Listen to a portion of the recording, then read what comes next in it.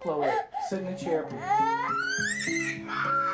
Children's behavior can be baffling. Say it again. Chloe, sit in the chair. Emotional tsunamis over a small disappointment.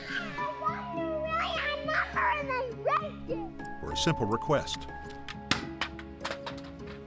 Go pick it up, please. Rage that erupts out of nowhere.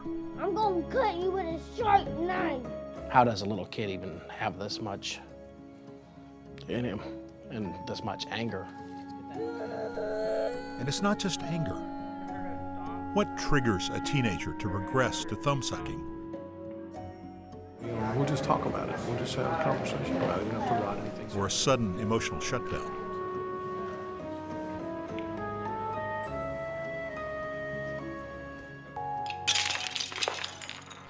Consistent behavioral problems are telltale signs of fragile children.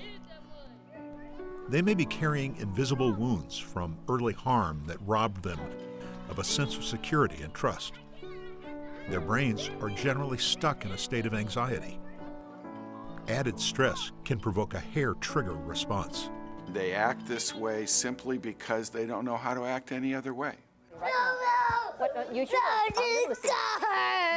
A child who is afraid is very often angry. A child who's sad may lash out. For adults, lots of times it doesn't make sense. We think, well, if they're sad, why don't they act sad? But that's not the way it is with children lots of times. In my many years of life, I've never seen the kind of loss and hardship that these kids have had. Most of our children have had ruptured dreams, ruptured relationships, ruptured hope, and for most of them, ruptured trust. Is there any chance I could trade you a hug? Parents and professionals from around the world have found solutions here at the Institute of Child Development at Texas Christian University. And I'm wondering if we can outline the paper. Developmental psychologists Dr. Karyn Purvis and Dr. David Cross offer a unique intervention for high-risk, vulnerable children. No, I wanted that one. It's called Trust-Based Relational Intervention, or TBRI. Drs. Purvis and Cross have built the program on decades of research and personal experiences. Whether you're a parent, teacher, or a professional working with children in a classroom or group facility, TBRI gives caregivers the tools to meet the unique needs of children from hard places. What's going on with you? Can you tell me? From toddlers to teens, the program works for children of all ages, nurturing their bodies, brains, and beliefs. Adoptive and foster parents say it's worked for them. And this time we're going to do it with respect, okay? And caregivers in residential treatment centers, orphanages, and child welfare settings endorse it too. Would you let your buddy know? While this video introduces the concepts of TBRI, more in-depth training is offered through other videos in the Healing Families video series and conferences at the Institute. Let's sit up, let's sit up. Let's sit up. The first step? We don't have a timer yet, do we? Look at children with behavioral problems with fresh eyes and empathy. What appear to be inexplicable behaviors are often survival and coping strategies they learned before they entered your life. Children from hard places have a history of harm. It's crucial for caregivers to grasp how that harm damages a child's development. We all get the impact of physical or sexual abuse. But do you know that neglect can be just as damaging or worse? Prenatally, a growing brain can be hurt by a mother who uses drugs or alcohol or eats a poor diet. A stressful pregnancy or a difficult birth can also impact brain development. So can the trauma of living through a natural disaster or an event like 9/11. Even well-meaning medical interventions and life-saving surgeries are encoded into a child's brain as trauma. And if the adults who care for the children with histories of harm have insecure attachment styles or unresolved baggage of their own, that can further derail a child.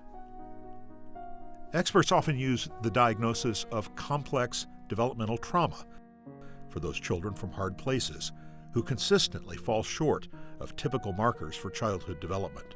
There are so many children in our society and globally in the society of the world that have come from hard places. They've been harmed or abused, they've suffered trauma or endured hardships.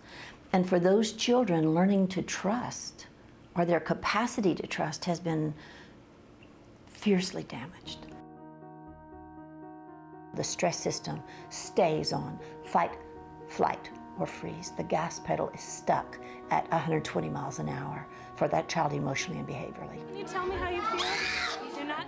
The smallest thing may cause them aggression and a meltdown. They may fight. I want to do it right now. But we can't because the pool's not open. The smallest change in plans may cause them to fall apart and run away emotionally or physically. When they're most frightened, they are most likely to do things that just seem bizarre. And it looks like they're just insane, but they're not insane. They're scared, they're afraid, and it's a deep, fundamental kind of fear. And this deep fear triggers a deep need for control. I don't want to. For the child like this one, whose world was chaotic and out of control, the need to stay in control is more desperate than his need for breath and life, because he believes the moment he's out of control, his world will end. I need both of your eyes, please, right here. Children's manipulation and controlling strategies are, from the child's standpoint, survival strategies. That's how they made it in the world so far. And they don't know anything else. And they're not doing it because they want to make your life miserable, even though it does. They're doing it because they don't know anything else better to do. But I don't want to do that. My brain is going. Your brain's going crazy. Okay, you know what? My brain goes crazy. Complex developmental trauma says if a child has trauma, all bets are off on brain development. And that means that all systems are different. How this child feels, how they think, how they learn, how they process the senses, how they interact with peers. Every region of the brain that deals with the substance of life has been altered for these children. It is a harm that has global implications to the child's development. That's because trauma, in whatever form, alters the way the brain is wired, especially during the first 3 years of life. While genetics are responsible for the billions of neurons that drive our central nervous system, it's our experiences that define how those brain cells connect and create pathways that govern everything we do. Like a house under construction, the more primitive downstairs brain develops first. Fully formed by the time we're born, it tells our hearts to beat and lungs to breathe and keeps us alive. And its job is to constantly sort of scan the environment, to be paranoid a little bit, to be watching, is everything okay here? Am I okay? Am I safe? Is anyone out to get me? Can I relax? And that part of the brain is always appraising what's going on around us. For some kids, Psychotherapist Dr. Tina Payne Bryson is co-author of the best-selling book, The Whole Brain Child. So for a child who's had repeated exposure to fearful experiences, whether those be sort of a trauma like a car accident, or whether it's developmental or relational trauma, where the caregiver was frightening, or they were left for long periods of time to manage their own fear states. The downstairs brain has gotten a lot of practice being active. It's the repeated experiences that we have that actually activate growth and connection in the brain. So if a child has had a lot of experiences where their downstairs brain that was reactive and fearful, that part of the brain gets really well developed. In normal childhood development, this is where the upstairs brain would kick into gear. Far more complex, it controls our ability to think, regulate our emotions, and respond with good choices. It's here where brain development in children from hard places goes haywire. Deprived of the critical bonding and nurturing that comes from a caring adult consistently meeting their needs, they never fully develop skills for self-control and security.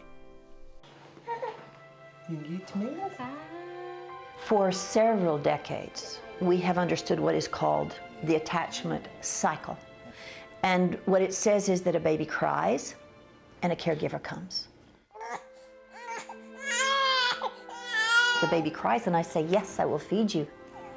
Cries, yes, I will warm you. Yes, I will comfort you. Yes, I will cradle you. Yes, I will sing to you. I love you. I love And so this child learns not only that they're precious, that they have a voice, that they cry, somebody shows up, but this child learns that it matters if they have needs. It happens, if you think about it, hundreds of thousands of times in the earliest years of life. And the child learns that their needs are going to be met, so they learn trust, which is the lesson of the first year of life. I can trust. It's the bond that tells that child they're safe, that their needs matter, that they are precious. It's also the crucial bond that teaches a child how to regulate or soothe his or her own emotions. By you tuning into your child's distress, you can figure out what it is that's distressing her, a diaper that's wet, hunger, she's cold, and do something in life to actually calm her down.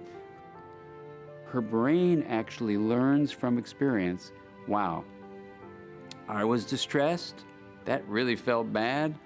My mom or dad came over to me, she or he did this, they did that, then I felt better. If I call out for help, the world will provide, and I will actually feel calmer.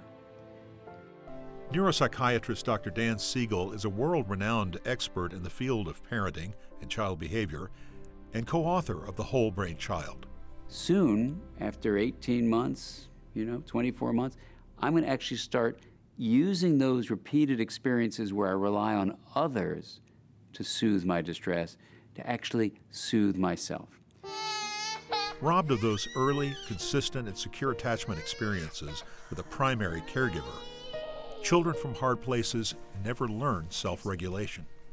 Their brains become hyper-vigilant. Do you like bubble gum? Yeah. No, okay. Reorganizing around survival at the expense of building healthy connections in the upstairs brain. What is very, very sobering, we know that the brain chemistry of a child who cries and no one comes is dramatically altered. We can either be cut off from our emotions or we can become flooded by them. And when either of these things happen, it can create all kinds of chaos and rigidity in children's behavior and in the way that they interact with people. Let me see eyes, sweetheart. Please sit up here and talk to me. Because of her history of maltreatment, this 8-year-old suffers from an anxiety disorder called selective mutism, where she shuts down under stress. Okay, I need some words from you. I need some words. I know you can give me words. When attachment is derailed, essential skills like language development and how we process sensory information can also fall by the wayside, triggering what can appear to be perplexing behavior. This mother was crushed when her adopted daughter, as an infant, recoiled from her loving embrace. I would hold her close and give her what I thought she so desperately needed to heal, and I would see her place her little hands on me and push me back. Eventually, she learned her touch was actually painful to her child. It was so painful, so confusing to not know what to do for your own child.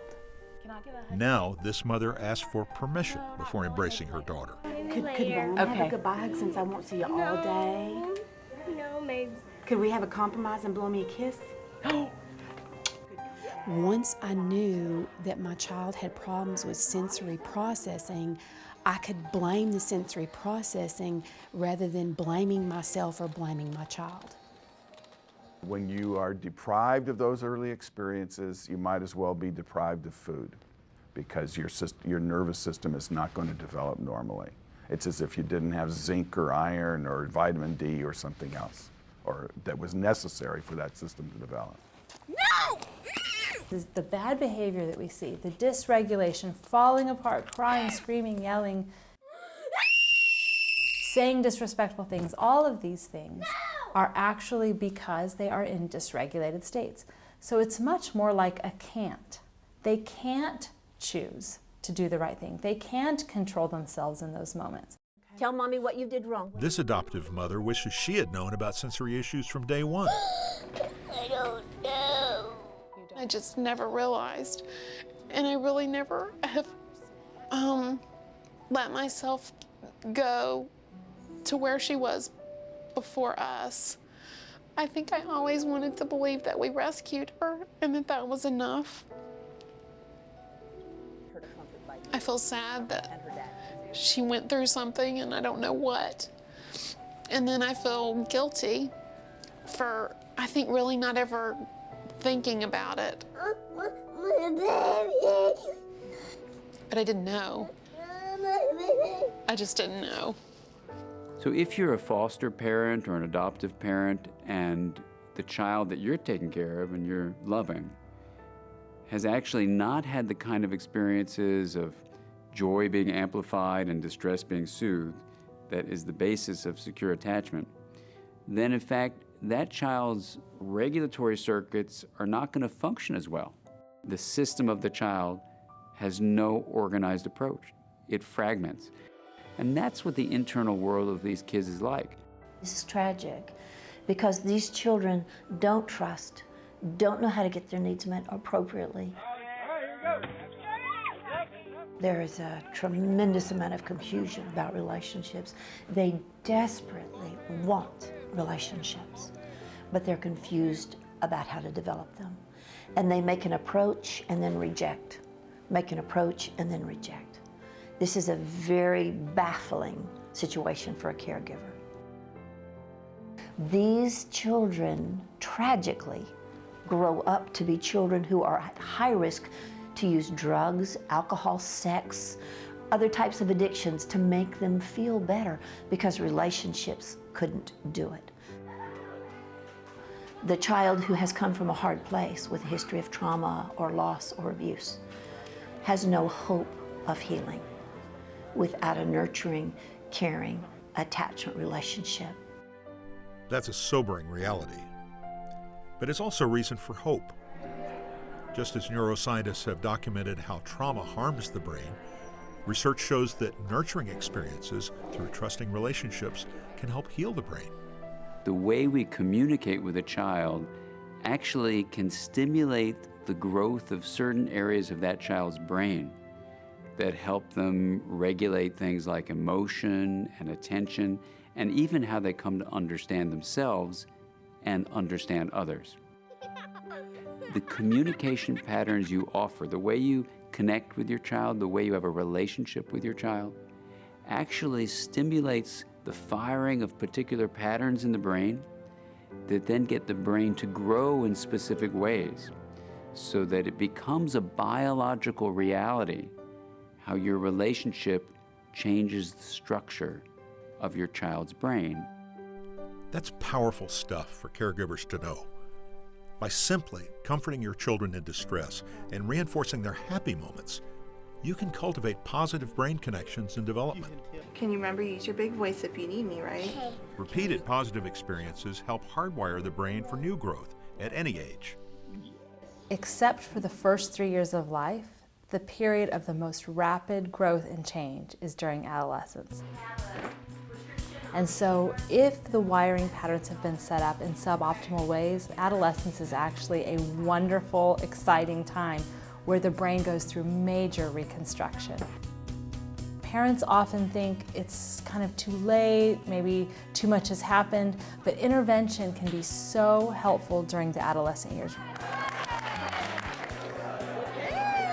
So the message of hope for our families is that attachment is plastic. There is great hope that we can help our children heal.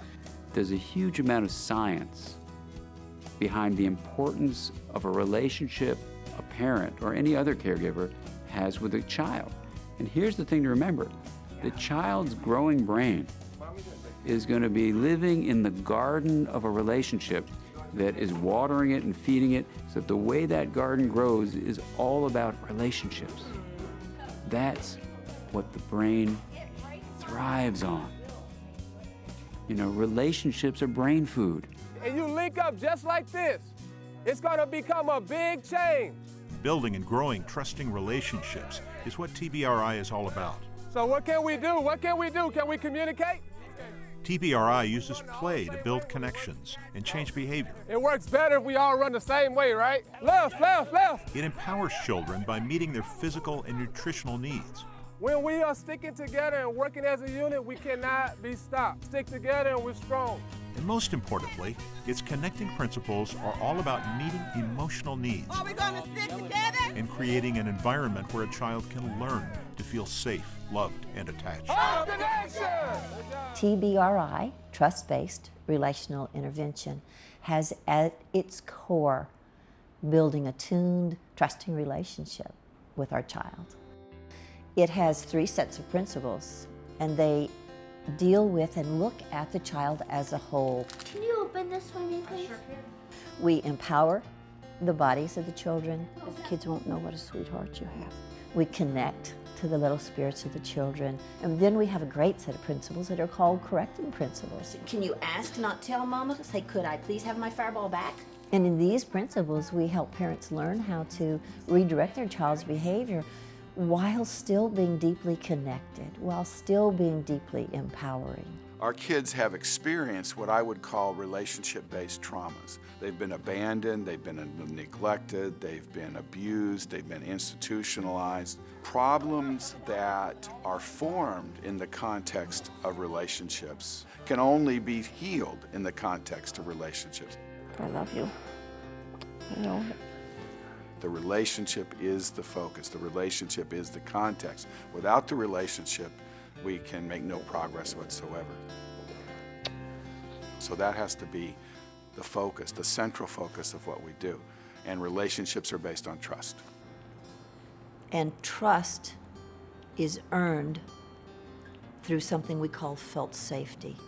It is impossible for a child to grow and become healthy unless they feel safe. We'll see you, little buddy. So felt safety is the cornerstone of everything we need to do with these kids. Felt safety means the child feels safe. It's different from you knowing they're safe. Can I give you a hug? It's not a cognitive thing, it's the way we feel. It's an emotional thing. So safety at this primitive level is not something you know so much as you feel. It's in your very being. Okay, look, use your words then and tell me what you want to do. Let me see eyes. In our children, this need to feel safe has really never been met. And it's a driving force in everything that they do. Will you come get me? I'm the boss of camp, okay? Oh, do we get worn out? The really tricky part for most of our parents are they'll say, well, he's 10 years old, he shouldn't still have this problem. Well, remember that the brain development that he needed to be a healthy 10-year-old was the first 3 years of life. If there was any failure in the first 3 years of life, you start with him with this need. Now, Tell me about your night. How did your night go? Long. Research shows children from hard places can be developmentally less than half their chronological age. A child who's 8 may act more like a 3 or 4-year-old. A 15-year-old may act more like an 8-year-old. Dude, that's great, Jay. Right. Once children feel confident and trusting, they can replace old survival strategies with appropriate behavior. We're going to work on good words, bad words. You can say, I feel angry about that, I feel sad about that, I wished I didn't have to do that. Those are all honest, right? Like whenever you ask or command people to do something for you, do this for me, and then the good word, can you do this for me? Excellent, excellent, excellent. TBRI has helped children of all ages, even teenagers, learn new skills, such as coping with profound loss. So today we're going to talk about ways to let things go when we need them to let go. In this exercise, they're asked to write words expressing their loss and then attach those feelings to balloons and release them. Mine is about encouragement because I didn't have anything. So. What about you, Ann? I'm releasing a letter to my mom that I should have done years ago. When she passed away, I told myself I'd always write her a letter. Finally had the chance to do it. I believe that for those who work with adolescents, there's a huge challenge to look at their size and their age and realize there still is a tremendous amount of little bitty child that needs nurture.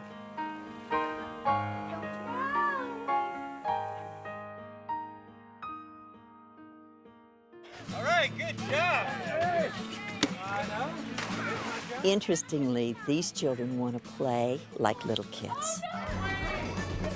Adolescents are in many ways little bitty children wanting desperately to be loved and cared for and nurtured. You got it, Jim.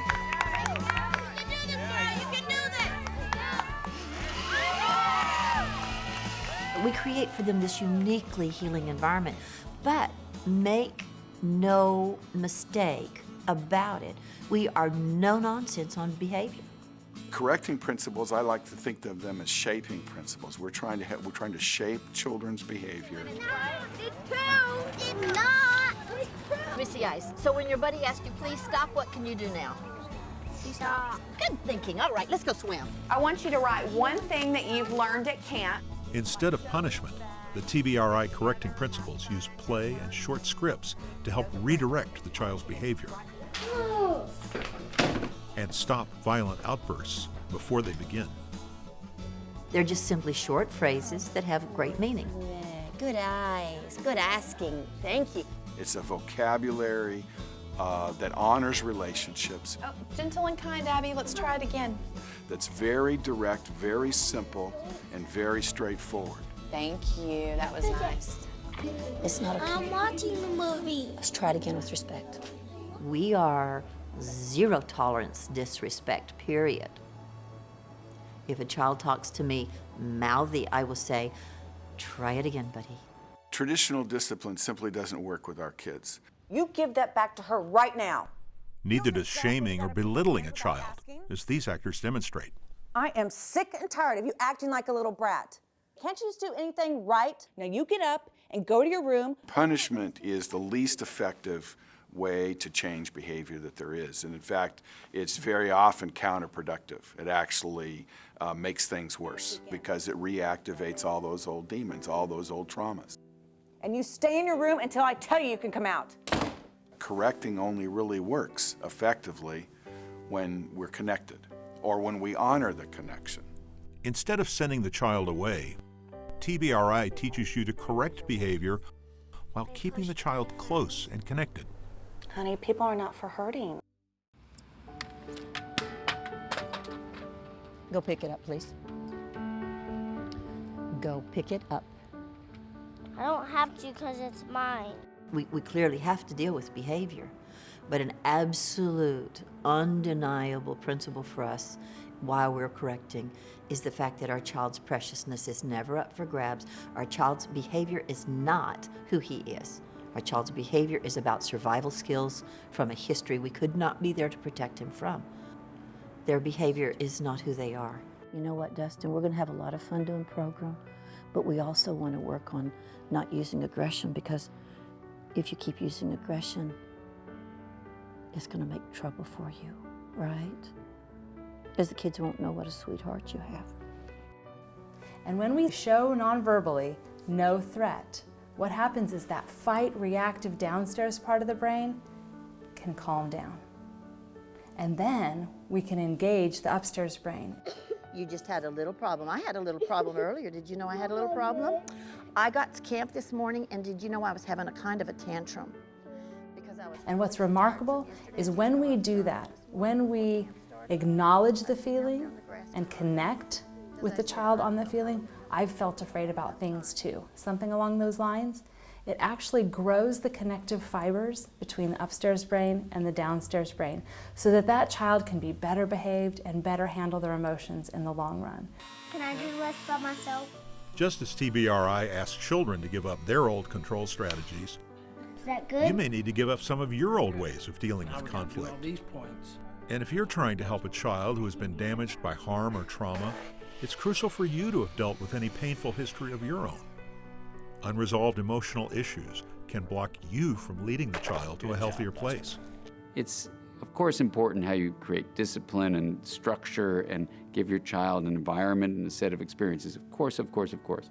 But the thing that really shapes those behaviors is how you've made sense of your life, and in a sense, the way you are, not so much what you do.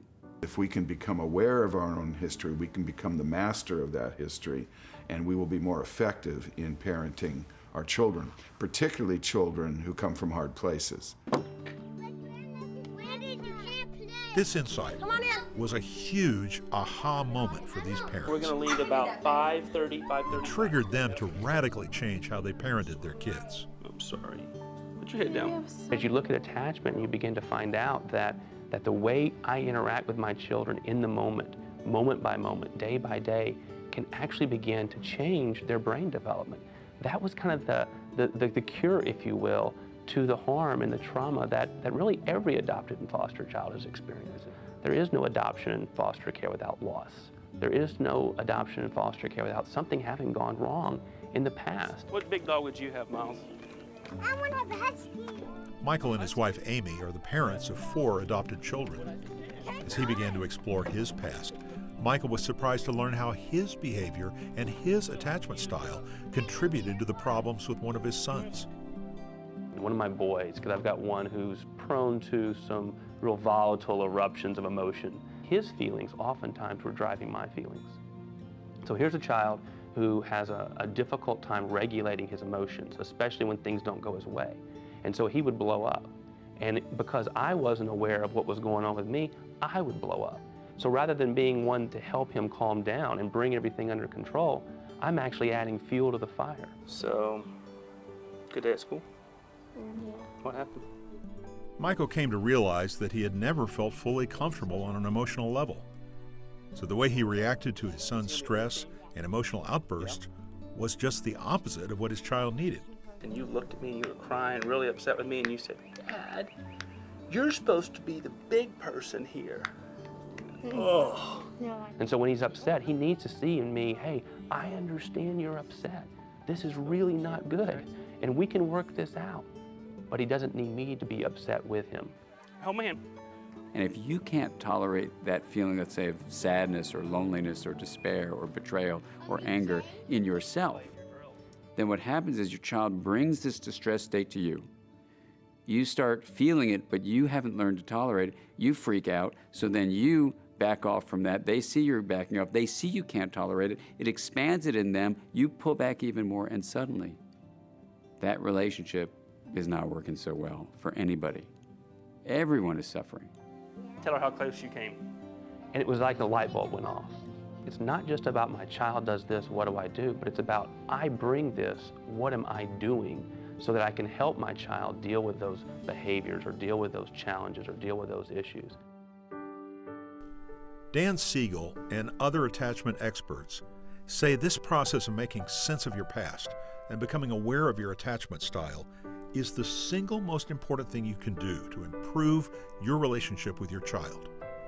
What research shows is that if you make sense of your life, your child will do well.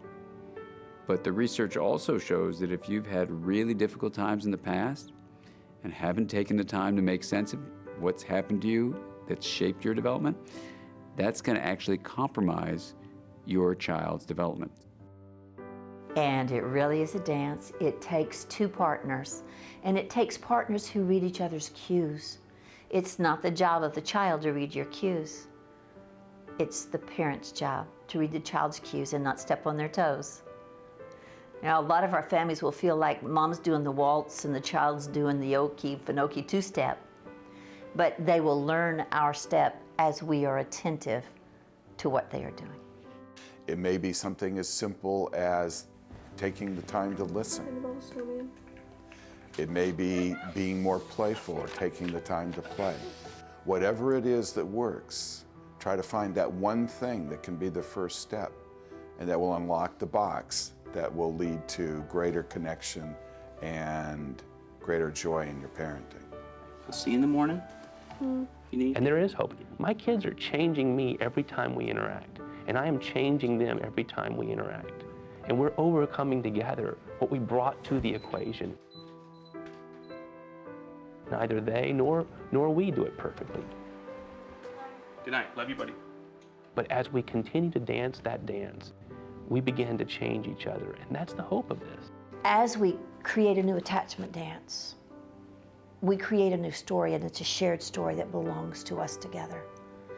That something of the essence of attachment is that I know you and I am known by you.